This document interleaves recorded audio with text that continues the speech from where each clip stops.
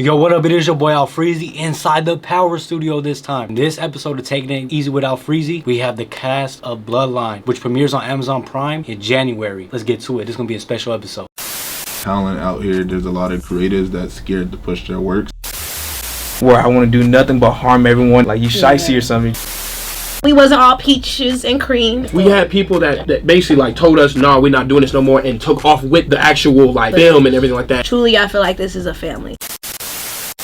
My name is Alfreezzyy. I go by C-Dot. I'm from Arizona, Phoenix, Arizona. I'm a writer, actor, director, all-around creative, serial entrepreneur is what I like to call it. Can you explain your upbringing and your roots in Phoenix? Growing up, we didn't really have too much. I always stayed on the west side. I've always kind of, when you grow up and you don't have too much, one thing you always do is imagine that you got this, or imagine that you want to be outside of the box and outside of what you're used to. So I've always done that. Growing up, I always wanted for better, wanted more. I've always been a writer, and the one thing I've always wrote was, I would call it like fictional stories, just kind of stories outside the box to take me to another place. How does that imagination and wanting to do better and wanting better or wanting more apply to your new movie Bloodline? It's a fictional story, but it's also true events of what I either saw growing up, my upbringing, or what I went through. What was that moment? How old were you, or just a moment in general? Did you know that I was like, I want to make movies?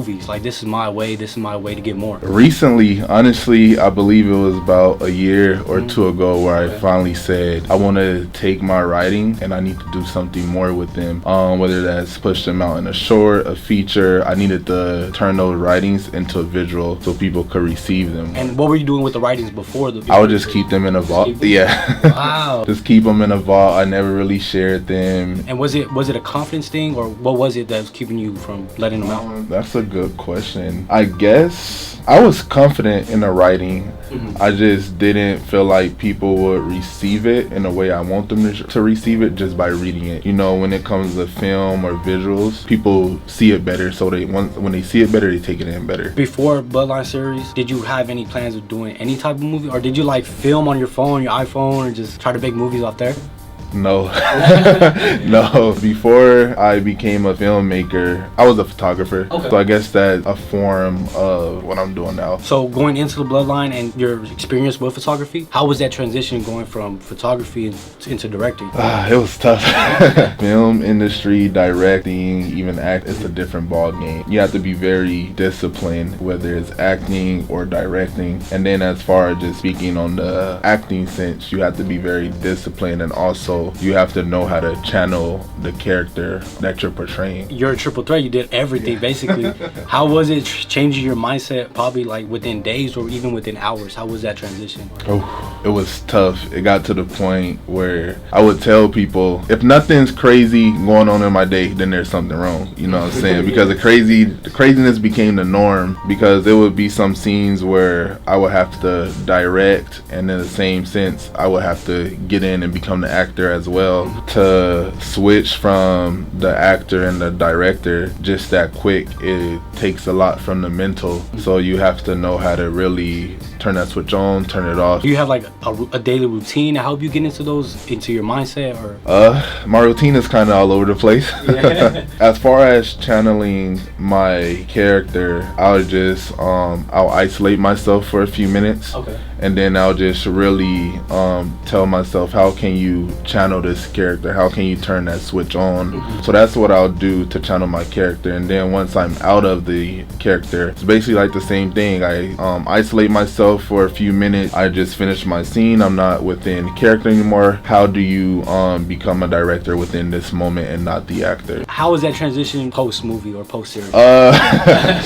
I guess simultaneously my mind is still on the movie, because it's like an ongoing series. Right now I'm writing chapter 2, so it's never fully off. And then I'm working with streamers to get chapter 1 on streaming platforms, so I'm always still within the movie while simultaneously being out as well. Can you just explain your character and then just more of the Bloodline series? My character is Dion for good. Dion is seen as a protagonist in the series. Dion fled away away from the drug game to become a paralegal. A little bit of Bloodline. One night, Neon Fortgood wife, her younger brother ends up murdered, which forcing them back to the city and back to their roots. So there's a lot waiting for Neon, his past, siblings, just a lot knocking at his door when he gets back. So it's a lot unfolding. And how is it working with your actors? Do you see them having trouble with their mindset? It's great working with them. I love everyone that I chose. They portray their characters very well. I think now, for me, I would say they're perfect. They weren't perfect in the beginning, but they worked hard, and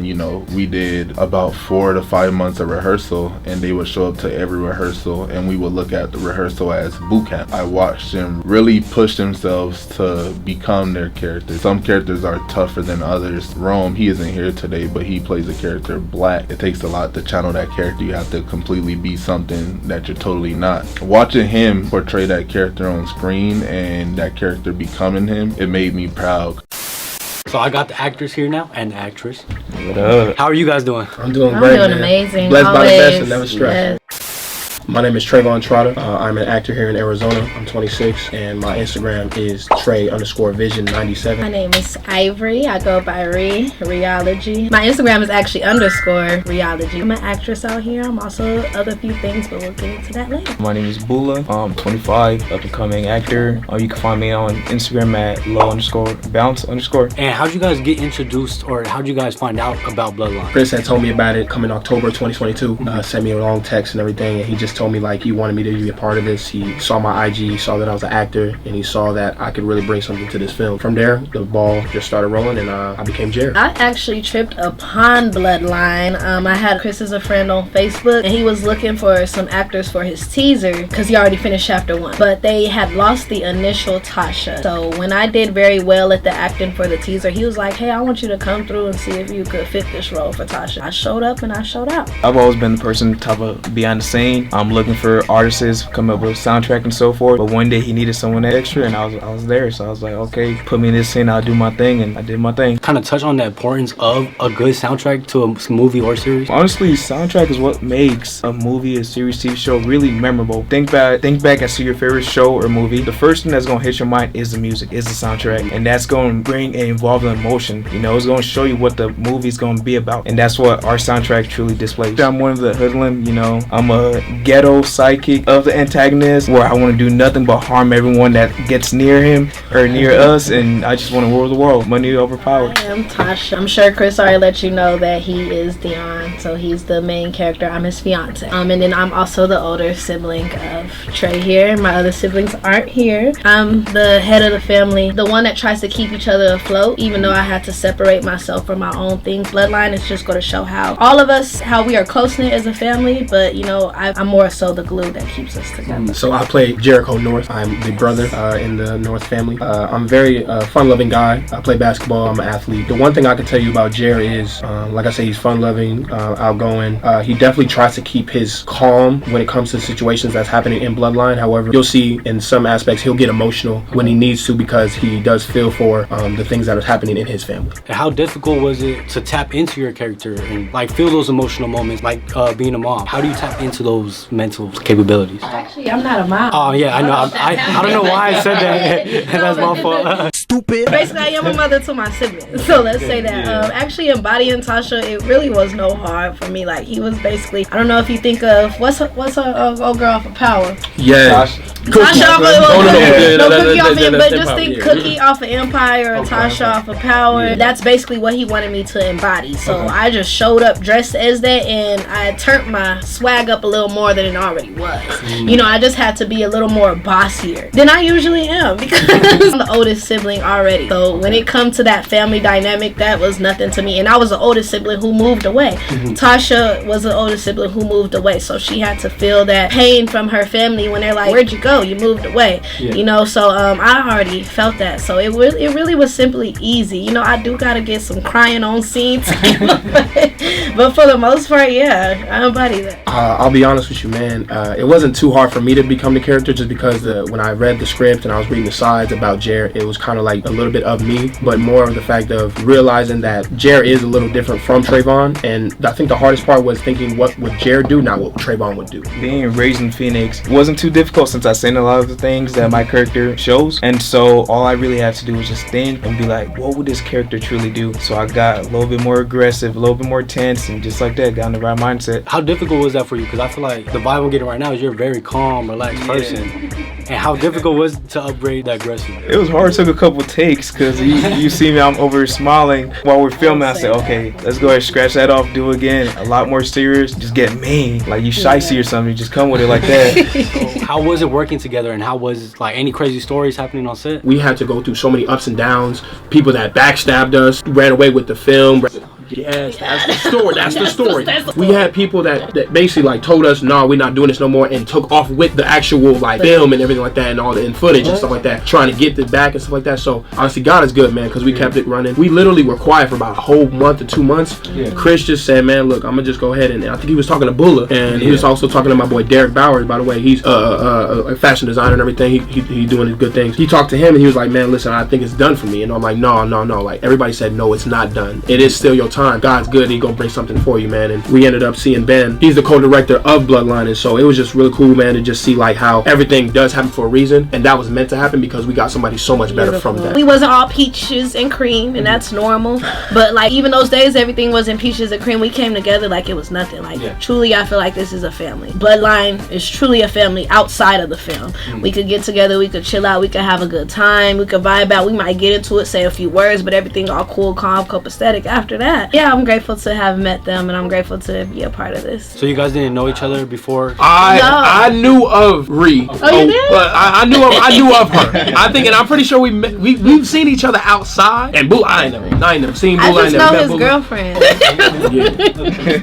Other than that, I didn't really know anybody. Chris, like I said, we were friends on Facebook. I don't know how or when, but I just seen his post, and I just, hey, what's up? I want to be there. Timing. It's all about timing. Absolutely, man. I gotta say one thing though. He had this vision and he made it come to life. There was no trying, man. We were doing, right? And my mother always told me that there's trying and there's doing. And I'm very spiritual, and when I follow that, it's people can try to do something and not continue and not, strive to continue it or to finish it, and we finished something, man. So by the grace of God, man, all to Christavion for sure. To bring an amazing cast into this, man, was absolutely a blessing. Love you, man. Be grateful for you, right Chris.